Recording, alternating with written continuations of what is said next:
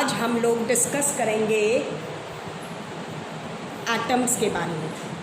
तो आपका क्वेश्चन है व्हाट इज़ एन एटम, कि ये एटम क्या है। ठीक है, तो अभी तक हमने अकॉर्डिंग टू डेल्टन क्या पढ़ा था, डेल्टन के हिसाब से। ठीक है, अकॉर्डिंग टू डेल्टन क्या था, एटम जो है वो स्मॉलेस्ट पार्टिकल है, smallest particle of any substance, हम ये देख चुके हैं। And which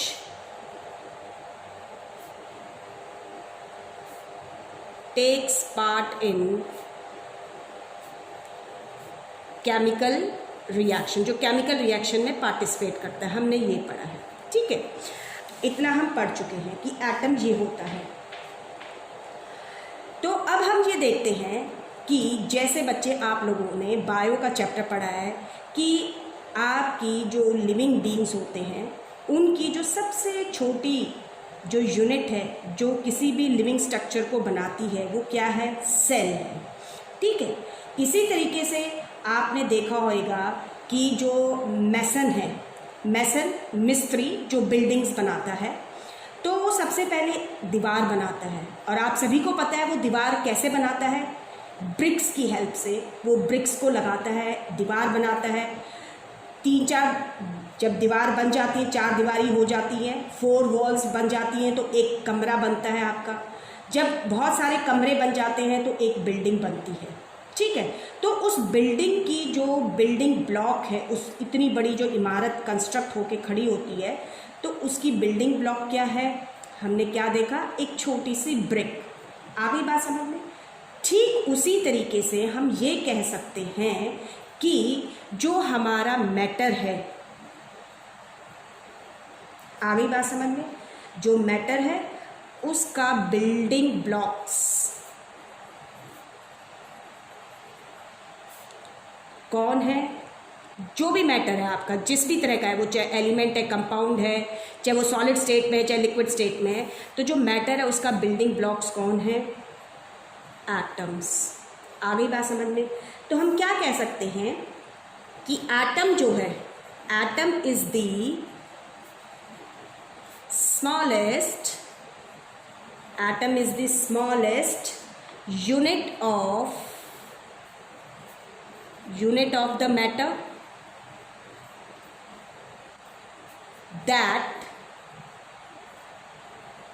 may or may not exist freely, जो फ्रीली एग्जिस्ट भी कर सकता है और नहीं भी कर सकता है।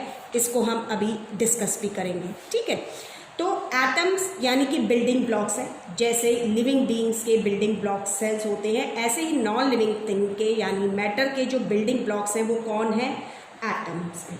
ठीक है, जो सबसे स्मॉलेस्ट पार्टिकल, हम ये भी कह सकते हैं कि सबसे स्मॉलेस्ट पार्टिकल जो है एलिमेंट का, जो कि इंडिविजुअली एग्जिस्ट कर सकता है या वो ग्रुप्स में एग्जिस्ट करता है और केमिकल रिएक्शंस में पार्टिसिपेट करता है, वो क्या है, एटम है। ठीक है, the smallest particle of an element which may exist individually और in groups and takes part in a chemical reaction is called an atom. उसे हम क्या कह सकते हैं, एटम कह सकते हैं। ठीक है, अब मैंने लिखा कि एटम जो है दैट मे और मे नॉट एग्जिस्ट फ्रीली। अब यहाँ ध्यान रखिए कि इसका मतलब ये है कि एटम के जो सब एटॉमिक पार्टिकल्स हैं, the subatomic particles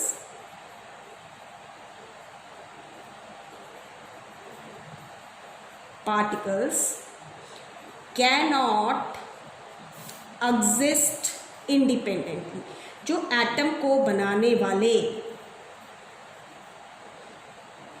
उसके small particles, electron, protons, neutrons, उन्हें हम सब एटॉमिक पार्टिकल्स कहते हैं। They can not exist independently, वो इंडिपेंडेंटली एग्जिस्ट नहीं कर सकते हैं। आ गई बात समझ में। तो केमिकल रिएक्शन में ओनली एटम्स दे पार्टिसिपेट, वही पार्टिसिपेट करते हैं। And this is the reason कि एटम के सब एटॉमिक पार्टिकल्स जो है वो इंडिपेंडेंटली एग्जिस्ट नहीं करते हैं। इसीलिए आपका स्टिल नाउ आज भी जो सबसे स्मॉलेस्ट पार्टिकल है, आगे बात समझ में, मैटर का, वो कौन है? एटम्स ही हैं। And it is due to this reason the Dalton's atomic theory holds a good till now. आज भी हम डेल्टॉन एटॉमिक थ्योरी को इसी वजह से पढ़ाते हैं, ठीक है। सिर्फ यही रीज़न है कि जो बिल्डिंग ब्लॉक्स हैं मैटर के, वो क्या हैं? एटम्स हैं, उसके सब एटॉमिक पार्टिकल्स नहीं हैं। जो आपके एटम्स हैं, ठीक है, अब हम देखते हैं कि ये इनका साइज़ क्या है, ये कितने बड़े हैं जो हम इन एटम्स की जो बात कर रहे हैं, जो बिल्डिंग ब्लॉक्स हैं। तो जैसे हम नॉन लिविंग थिंग्स के अंदर जब सेल्स की बात करते हैं तो हम क्या देखते हैं कि we are not able to see the cells, हमें सेल्स ऐसे नज़र नहीं आते हैं। We have to take the help of a microscope, हमें सेल्स को देखने की लिए माइक्रोस्कोप की ज़रूरत पड़ती है। तो उसी तरीके से ध्यान रखिए, एटम्स आर वेरी स्मॉल। जो एटम्स हैं आपके बच्चे, बहुत छोटे हैं, very small. They are so small even beyond our imagination, हमारे इमेजिनेशन के भी परे हैं। यानी अगर हम सोचने लगे कि ये सबसे छोटी वस्तु है जिसका बहुत सबसे छोटा साइज है, इनका साइज उससे भी छोटा होता है। आगे बात समझ में? Atoms are very small, they are smaller, they are smaller than anything that we can imagine or compare with। आगे बात समझ में? ये माना जाता है कि अगर आप लोग, आपकी जो साइंस की बुक है, ठीक है, अगर उसके पेजेस, जैसे ये नोटबुक है, इसका ये जो पेज है, अगर आप ऐसे मिलियंस ऑफ, ठीक है, आप, कहता है कि ये जो पेज है, ठीक है, इसकी जो थिकनेस है, तो ये कहता है कि एटम्स का जो साइज है वो इतना छोटा है कि अगर आप मिलियंस ऑफ एटम्स को एक दूसरे के ऊपर लगाते हैं, अरेंज करते हैं, स्टैक करते हैं, एक एटम के ऊपर दूसरा, ऐसे मिलियंस ऑफ एटम्स को आप स्टैक करते हैं, तब बड़ी मुश्किल से आपका जो साइंस की किताब का पेज है, पन्ना है एक, बड़ी मुश्किल से उतनी थिकनेस आती है। अब आप इमेजिन कर सकते हैं कि जो एटम्स होते हैं उनका साइज कितना होता है। यानी they are very extremely minute particles. कैसे पार्टिकल्स हैं? एक्सट्रीमली माइन्यूट पार्टिकल्स, बहुत ही छोटे पार्टिकल्स हैं, ये ध्यान रखिएगा। And they cannot be seen even with the help of a powerful microscope. लेकिन but nowadays due to advancement in technology, हमारी टेक्नोलॉजी में एडवांसमेंट होती रहती है, नई नई आप देखते हैं इलेक्ट्रॉनिक डिवाइसेस, आपके रोज़ाना नए नए आइटम्स आते रहते हैं इलेक्ट्रॉनिक से। उसी तरीके से टेक्नोलॉजी की एडवांसमेंट से हमारे जो माइक्रोस्कोप हैं, बहुत सारे पावरफुल माइक्रोस्कोप भी आ गए हैं। उन्हीं में से एक आपका माइक्रोस्कोप होता है STEM, स्टेम। इसको हम कहते हैं स्कैनिंग, टनलिंग, इलेक्ट्रॉन माइक्रोस्कोप। आगे बात समझ में? आजकल इसकी हेल्प से जो एलिमेंट्स होते हैं, आगे बात समझ में, उनके सरफेसेस को मैग्नीफाई करके हम इमेजेस प्रोड्यूस करते हैं जो कि एटम्स को शो करती हैं। आप अगर अपनी बुक को देखेंगे तो आपकी बुक में जो सिलिकॉन एलिमेंट है उसके सरफेस को मैग्नीफाई करके एटम्स का व्यू दिखा रखा है, ठीक है। अब हमने ये भी देखा कि जो एटम्स होते हैं डिफरेंट एलिमेंट्स के, दे हैव डिफरेंट साइजेस, ठीक है, छोटे तो हैं ही, लेकिन जो डिफरेंट एलिमेंट्स हैं, अलग अलग एलिमेंट्स हैं, डिफरेंट एलिमेंट्स,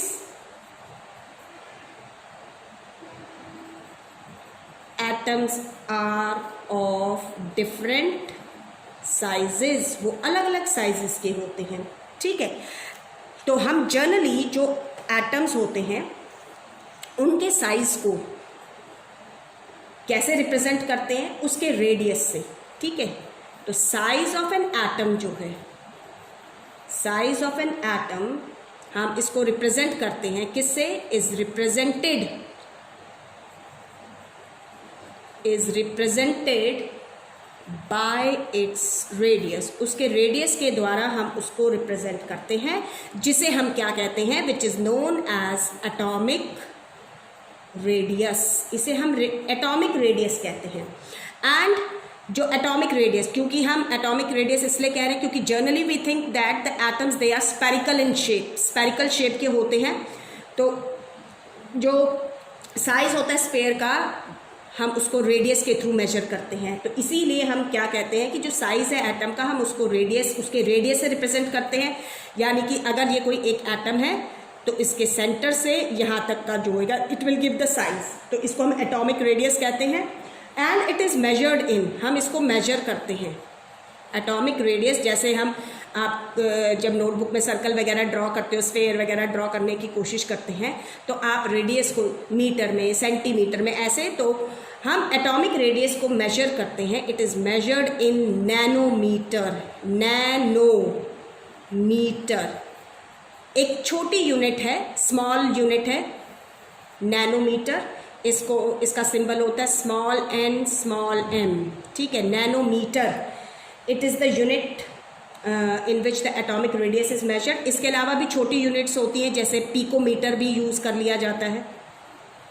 आ गई बात समझ में?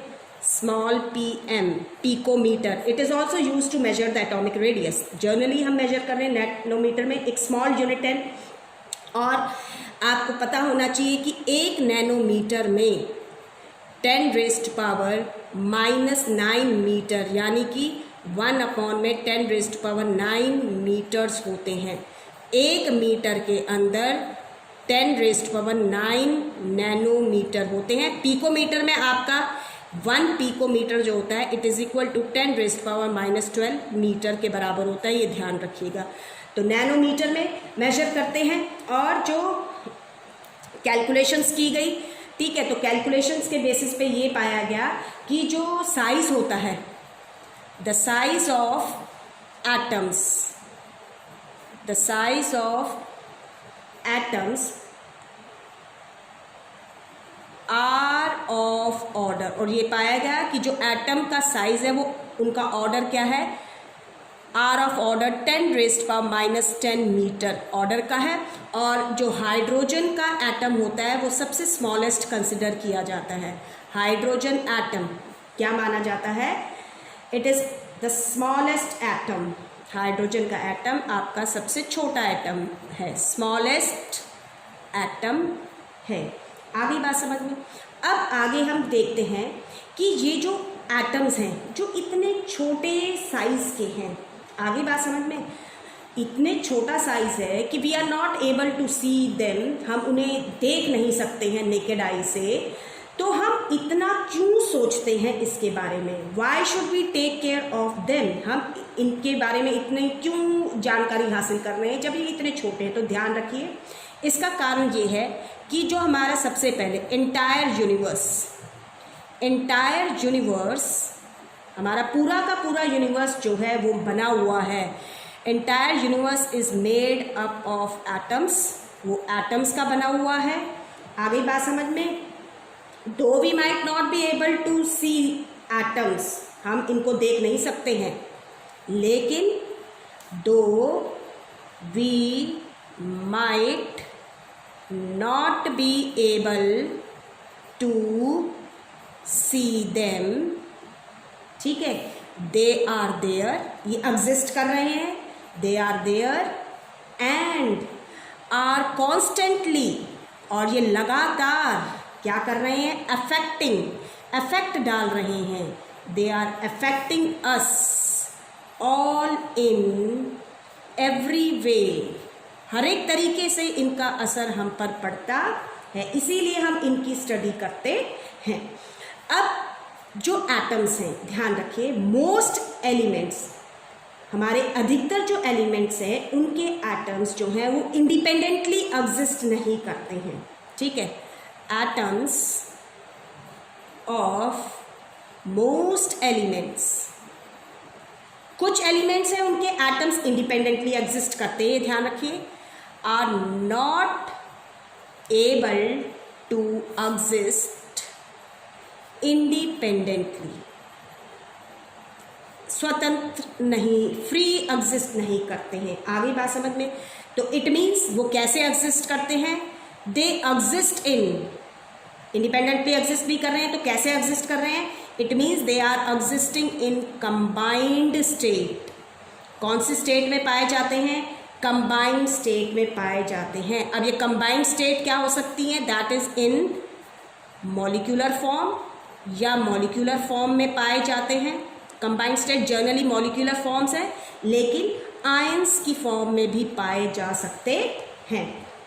इंडिपेंडेंटली एग्जिस्ट नहीं कर रहे हैं, वो कंबाइंड स्टेट में पाए जाएंगे एटम्स। कंबाइंड स्टेट में वो किस फॉर्म में मिल सकते हैं? मॉलिक्यूलर फॉर्म्स में भी मिल सकते हैं और आयंस की फॉर्म्स में भी मिल सकते हैं। यानी कि वो एटम जो इंडिपेंडेंटली एग्जिस्ट नहीं कर रहा है वो मॉलिक्यूल भी बना सकता है और वो आयंस भी फॉर्म कर सकता है। और उसके बाद क्या होता है? ये जो मॉलिक्यूल्स होते हैं, दीज मॉलिक्यूल्स और आयंस, ठीक है, एग्रीगेट इन लार्ज नंबर्स, बहुत सारे मॉलिक्यूल्स आप कह सकते हैं। एग्रीगेट यानी इकट्ठे हो जाएंगे, एक क्लस्टर सा बनाएंगे, ठीक है। Aggregate in large numbers to form, इकट्ठे होते हैं और क्या फॉर्म करते हैं? To form the matter that we see, वो मैटर जो हम देखते हैं, that we see, that we can see, feel और टच करते हैं। तो हमें डिफरेंट फॉर्म्स मिलती हैं, क्योंकि जो डिफरेंट फॉर्म्स है मैटर की, उसके अंदर ये मॉलिक्यूल्स जो है लार्ज नंबर में इकट्ठे हो जाते हैं। अब ध्यान रख लेना कि जो मॉलिक्यूल्स होते हैं, यहाँ पर जो ध्यान रखने वाली बात है कि जो मॉलिक्यूल्स हैं, आगे बात समझ में आपके जो कंबाइन कर रहे हैं मॉलिक्यूल्स जो होते हैं, हम जिनकी बात कर रहे हैं, ठीक है, ये अपने आप को वेल अरेंज्ड करते हैं इसके अंदर। जब हम कह रहे हैं ना एग्रीगेट, तो मॉलिक्यूल्स वेल अरेंज्ड क्लस्टर्स होते हैं, ये ध्यान रख लेना। इकट्ठा होने का मतलब ये नहीं है, वेल ऑर्गेनाइज्ड होता है, प्रॉपरली इकट्ठे होते, वेल अरेंज्ड क्लस्टर यानी एक डेफिनेट शेप में फॉर्म करते हैं जब ये इकट्ठे होते हैं। बहुत सारे मॉलिक्यूल्स, वेल अरेंज क्लस्टर होता है, ऑफ सेम एटम्स का भी हो सकता है और डिफरेंट एटम्स का भी हो सकता है ये क्लस्टर जो है। आगे बात समझ में, ये ध्यान रखना है आपने, इसको हम आगे और डिटेल में करेंगे। इसके अलावा एटम्स जो इंडिपेंडेंटली एग्जिस्ट कर रहे हैं, ठीक है, वो नेचर में आपको ऐसे ही मिलेंगे। जो मॉलिक्यूलर फॉर्म में एग्जिस्ट कर रहे हैं यानी कंबाइंड स्टेट में, अब कंबाइंड स्टेट में एटम्स जो है वो दो तरीके से, when same kind of atoms combine, जब एक तरह के एटम्स कंबाइन करते हैं टुगेदर, एक साथ इकट्ठे होते हैं, तो हम क्या कहते हैं? दे फॉर्म, उन्होंने क्या बनाया? They form the molecule of the element, वो मॉलिक्यूल फॉर्म करते हैं एलिमेंट का। जैसे कि हमारा आप देखेंगे O2 है, H2 है, N2 है, इस तरीके से, ठीक है। और जब when different atoms combine together, जब डिफरेंट एटम्स कंबाइन करते हैं तो वो क्या फॉर्म करते हैं? They form molecule of compounds, वो मॉलिक्यूल ऑफ द एलिमेंट है, ये मॉलिक्यूल ऑफ कंपाउंड्स कहलाता है। आगे बात समझ में, इसको समझिए। मान लीजिए, मैं सबसे सिंपल एग्जांपल आपका लेती हूँ। मान लो हमारे पास हाइड्रोजन और ऑक्सीजन दो एलिमेंट्स हैं, ठीक है। हाइड्रोजन के ये एटम्स हैं, ठीक है। ऑक्सीजन के एटम्स हम ऐसे बड़े बड़े मॉलिक्यूल ऐसे दिखा रहे हैं क्योंकि डिफरेंट होते हैं। तो आपका नेचर में क्या है कि कुछ एटम्स कैसे एग्जिस्ट करते हैं? इंडिपेंडेंटली एग्जिस्ट नहीं करते, कंबाइंड स्टेट में। तो ऐसा ही आपका एक हाइड्रोजन एलिमेंट है, इसके एटम नेचर में ऐसे इंडिपेंडेंटली एग्जिस्ट नहीं करते। दो एटम्स आपस में जुड़कर ये नेचर में ऐसे पाए जाते हैं, और इसीलिए हम जब हाइड्रोजन को लिखते हैं हाइड्रोजन तो H2 लिखते हैं।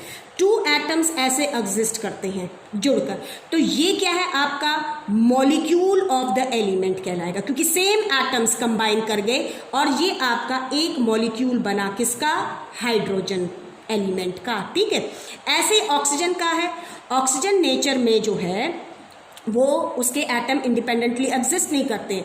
अगर इसके दो एटम्स जुड़ जाते हैं नेचर में तो जनरली ये O2 जो आप ऑक्सीजन गैस कहते हैं, लेकिन कई बार आप नेचर में देखेंगे कि ऑक्सीजन के 3 एटम्स भी जुड़ जाते हैं आपस में, जिसे हम O3 कहते हैं, यानी ओजोन होती है ये क्या कहलाती है, ओजोन। आ गई बात समझ में। तो नेचर में ये भी क्या है, मॉलिक्यूल ऑफ द एलिमेंट है।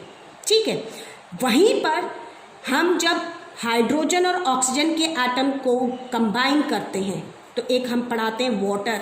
ठीक है, जनरली आप वाटर एक पढ़ते आ रहे हैं, तो वाटर के अंदर क्या है, दो अलग अलग एटम्स जुड़ेंगे, हाइड्रोजन के और ऑक्सीजन के। एक ऑक्सीजन का एटम होता है और 2 हाइड्रोजन के एटम्स जुड़ते हैं। ठीक है, तो ये आपका क्या बनता है, H2O। तो ये क्या है, मॉलिक्यूल ऑफ कंपाउंड है, different atoms they are combining together. आगे बात समझ में। तो मॉलिक्यूल ऑफ जैसे CO2 है, इसमें कार्बन डाइऑक्साइड में कार्बन और ऑक्सीजन के जुड़ रहे हैं, तो ये क्या है आपका मॉलिक्यूल ऑफ कंपाउंड है। अमोनिया NH3, ये क्या है, नाइट्रोजन और हाइड्रोजन के एटम्स जुड़ रहे हैं, ये क्या कहलाएगा, मॉलिक्यूल ऑफ कंपाउंड। ठीक है, ऑक्सीजन है, हाइड्रोजन है, नाइट्रोजन है, ऐसे क्लोरीन है आपका, फॉस्फोरस है आपका नेचर में, आपका सल्फर है।